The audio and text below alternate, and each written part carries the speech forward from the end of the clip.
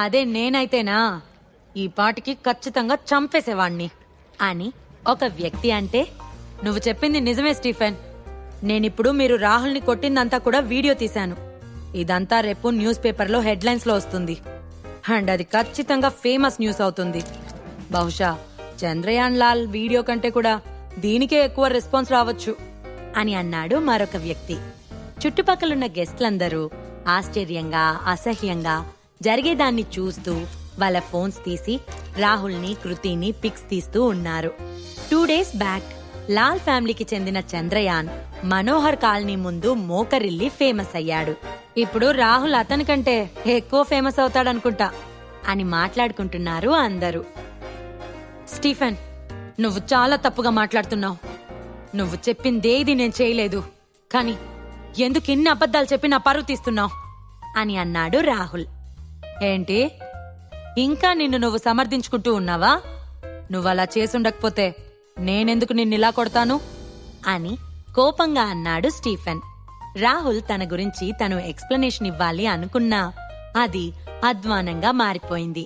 రేపన్ని main న్యూస్లలో Rahul గురించి వార్తలొస్తాయని అక్కడున్న అందరూ అనుకుంటున్నారు. రాహుల్ కృతి తమ చుట్టూ ఉన్న వాళ్ళ వైపు చూశారు. వాళ్ళంతా చూసే చూపుని తట్టుకోలేక వెంటనే చచ్చిపోవాలనిపించింది రాహుల్కి. ఆ గుంపులో ఉన్న శివని చూసిన రాహుల్, శివా, నీకెంత ధైర్యం? నువ్వు నన్ను చూసి నవ్వుతున్నావా అని అన్నాడు. నువ్వు నవ్వటం ఆపకపోతే సురభి ఫ్యామిలీని చంపేస్తాను. వచ్చి మాకు హెల్ప్ చేయి, వేస్ట్ ఫెలో అని కోపంగా అరిచింది కృతి. ఆమెకి ఇప్పటి వరకు జరిగిన అవమానం ఒక ఎత్తైతే, శివ తమను చూసి నవ్వుతుంటే ఇంకా కోపమొచ్చింది. ఆమె ఉన్న సిచ్యువేషన్ ఏంటి, ఆమె మాట్లాడుతున్న మాటలేంటో ఆమెకే తెలియాలి. రాహుల్ కృతి శివని ఉద్దేశించి అలా మాట్లాడుతుంటే స్టీఫెన్ వాళ్ళిద్దరి చెంపలపై కొట్టాడు.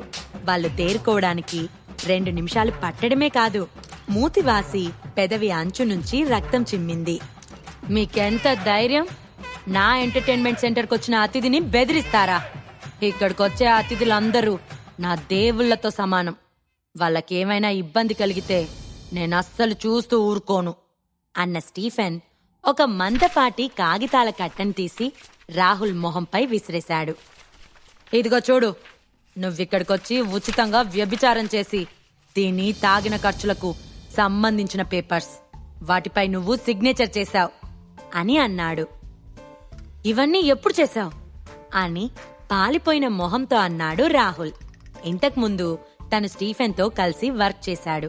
అలానే ఇద్దరి మధ్య అగ్రిమెంట్ మీద సంతకం చేశాడు. కాని ఇది ఎప్పుడు చేశాడో రాహుల్కి అర్థం కాలేదు. నేనేమైనా ప్లాన్ చేసి నీతో ఈ సిగ్నేచర్ చేయించానని అనుకుంటున్నావా? నాకంత అవసరం లేదు.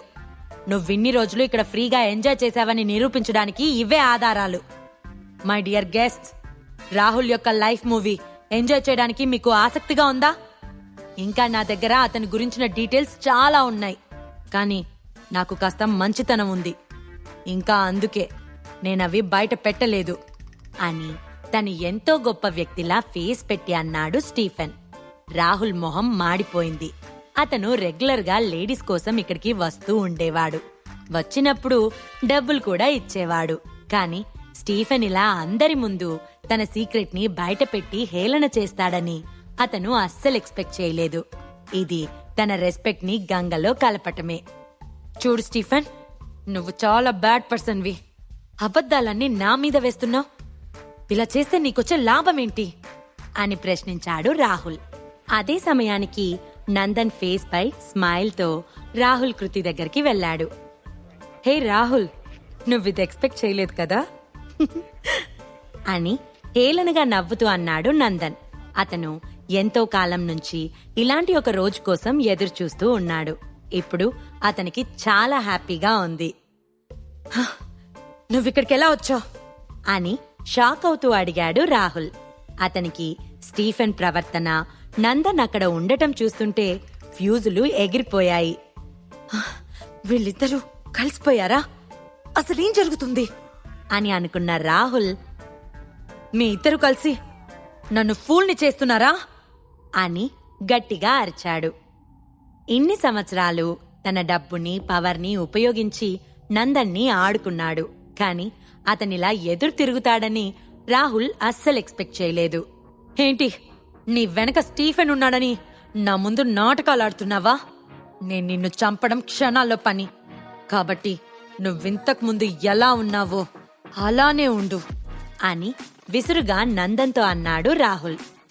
హే రాహుల్, నీకిప్పటికీ పరిస్థితి అర్థం కావట్లేదా అని రాహుల్ దగ్గరికి వెళ్లి రాహుల్ మొహంపై తన బూటు కాలుతో తన్నాడు నందన్. ఆ దెబ్బకి రాహుల్ నోట్లో నుంచి రక్తం బయటకొచ్చింది. రాహుల్, ఇలాంటి రోజు ఒకటి వస్తుందని నువ్వు అస్సలు ఎక్స్పెక్ట్ చేయలేదు కదా? నా బూటు కాలు నీ ఫేస్ పై చాలా బాగుంది కదా అని గర్వంగా నవ్వాడు నందన్. ఎన్నో సంవత్సరాల నుంచి తనలో గూడు కట్టుకున్న బాధ, నిరాశ, కోపం అన్నీ ఈ రోజుతో క్లియర్ అవ్వాలి. అవన్నీ రాహుల్ పై చూపించాలని ఫిక్స్ అయ్యాడు నందన్. ఆ క్షణంలో అతను శివకి థ్యాంక్స్ చెప్పుకున్నాడు. శివ కనుక సపోర్ట్ చేయకపోతే తను లైఫ్ లాంగ్ మేధా ఫ్యామిలీ కింద అవమానాలు భరిస్తూ బ్రతకాల్సి వచ్చేది. మీరిద్దరూ కలిసి నాపై ఇలా రివెంజ్ తీర్చుకుంటున్నారా అని కోపంగా అంటున్న రాహుల్ నోట్లో నుంచి రక్తపు వాంతులు అవుతున్నాయి. తన దగ్గర ₹1,00,00,000 స్టీఫెన్ తీసుకున్నాడు. అన్ని డబ్బులు విసిరేసినా కూడా తనకి ఈరోజు ఇలాంటి పరిస్థితి వచ్చింది అని బాధగా అనిపించింది రాహుల్కి. నందన్ రాహుల్ వైపు చూస్తూ, రాహుల్ సార్, మీరు చేసిన తప్పులన్నీ మర్చిపోయారా? నేనవన్నీ మీ దగ్గర నుంచే నేర్చుకున్నాను.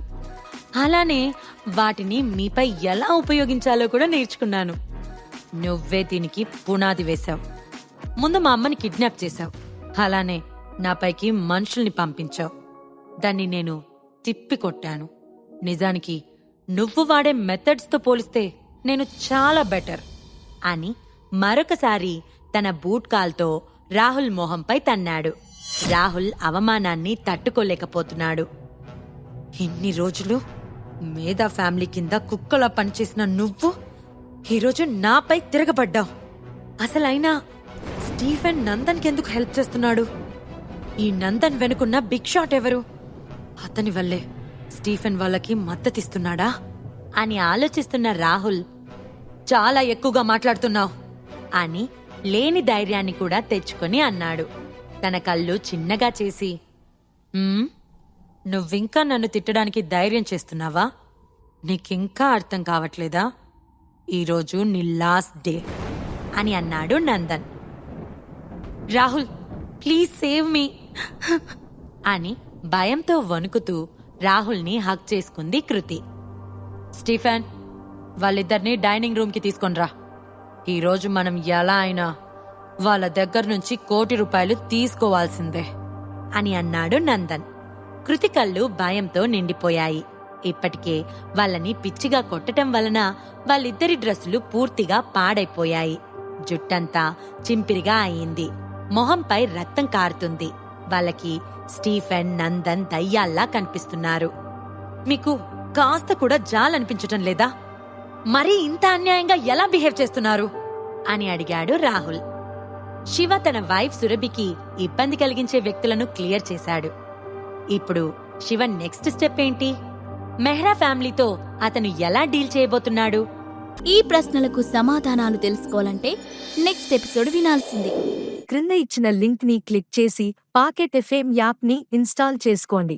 Stay tune to pocket FM.